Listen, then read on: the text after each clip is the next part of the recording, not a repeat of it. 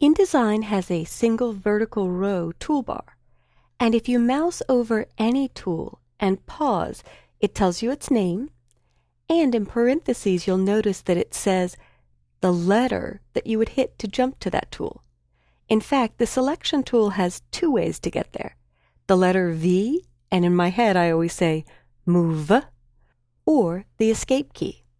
If I pause over the direct selection tool, you can remember A for arrow. This is one very different thing when it comes to Microsoft applications versus Adobe applications. Single letters will change tools. For example, if I hit the letter T, I jump to the Type tool. If I hit the letter V for Move, I go to the Selection tool. And that's what the Selection tool is used for.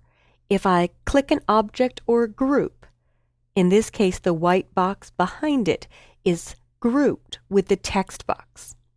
When I click and drag, that's what the Move tool will do. And if I grab the corner, I can stretch an object. Being a hair outside the corner will let me rotate an object. You'll see the icon changes from a stretch icon here, moving to the edge, just a hair outside, I get a rotate icon. And I can see that I'm rotating -2.5 degrees. These are smart guides that show up whenever you move objects or rotate objects. I don't want to harm this, so I'm going to choose File, Revert. Revert will go back to the last saved version. And yes, I'll hit Revert. You may also notice as you navigate around a few other icons. I've got a little chain here indicating that this image is a link, and it's telling me that it's a placed file called sfcityline.ai. I love that it shows me the exact link. If I were missing a link, this would be a red stop sign with a question mark. This circle is called the content grabber, and this makes it easier for people who are newer to Adobe InDesign to move a picture inside the box. If I click anywhere except here, I've selected this San Francisco city line, and I could move the entire frame, or what I've been calling box. That frame moved the picture and its container together. If I look for the circle, the target, I can click once, and now I've got the original AI file. You could see the dimensions actually extend outside of the frame. That's because some cropping has been done. If I drag now, I can crop off more of the right side or crop off more of the left side. So technically this is getting to the picture inside the frame. That's what that circle or target does, the content grabber. I'll choose File, Revert again, and you could feel free to play for a little while before you actually revert back to the last saved version. Now there are several primary tools that you will use. The Selection tool to move objects or crop photos or rotate or resize the container of a picture or a placed graphic. The Direct Selection tool used to be used before the content grabber to click and move a picture inside a box. So we have two ways to do that now. I'll just undo this. The third primary tool is the Type tool, but I don't like to show people going to the Type tool to edit text because in my opinion there's a faster way. Whether you're on the Selection tool or the Direct Selection tool, I can double click and that gets me inside a text box so I could edit the text.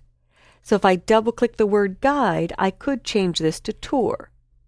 That is editing. And remember the Selection tool had two ways to get to it? The letter V will not work right now because V would type the letter V in the box. So that's why Adobe added the Escape key. Escape takes you out of text edit mode and back to the Selection tool. But to edit type, you can do it the long way. Click the T tool, click inside the box.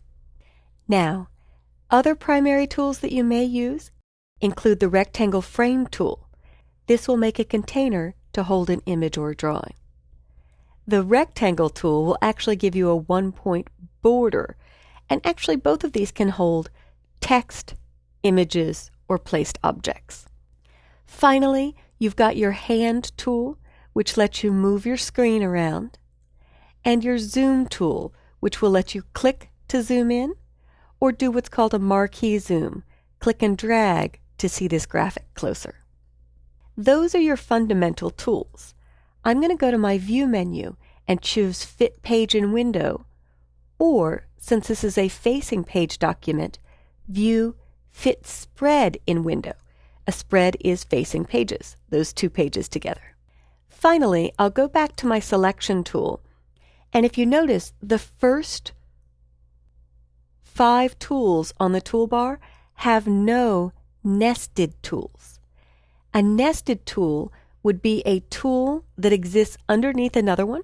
For example, with the Type tool, I can click and hold, and underneath the Type tool is the Type on a Path tool to put type on a circle, for example, or a curvy shape, or you could even have characters run around this city line if it was drawn in InDesign. So, we've got a Pen tool, and if I click and hold for 2 seconds, or if you right-click, you could see there are 3 other nested tools underneath the Pen tool. If I right-click on the eyedropper tool, you'll see there's a Measure tool underneath. If I right-click or click and hold for 2 seconds on the Rectangle tool, there's an Ellipse and Polygon, and the same with the Rectangle Frame tool, Ellipse Frame tool, or Polygon Frame tool. So just one click on a tool makes it active. I'm going to go back to the Selection tool to finish this off, and I often recommend that you click away from everything, outside the page. This area outside the page is known as the pasteboard, and that's a safe way to deselect without accidentally drawing a new object if you are on the Rectangle Frame tool, or Rectangle tool, or even the Pen tool. Finally, your toolbar has 2 viewing modes, a double column or a single vertical row. These double-sided arrows will switch your view between those 2 modes. So this has been your tour of Adobe InDesign CS6's tools. Remember that single letters will change, so if you do not create a text box or get inside a text box and start typing letters like hello, what it went to was H for hand first, then when I hit E, it went to the free transform, then when I hit L twice, it went to ellipse twice, and when I hit O, it went to the shear tool. So you must be inside a text box, otherwise single letters will be changing tools on you. I'll go back to the Move tool, and I'd like you to take some time to surf through your toolbar and see the nested tools or buried tools hidden underneath the tools with a tiny little triangle in the lower right corner.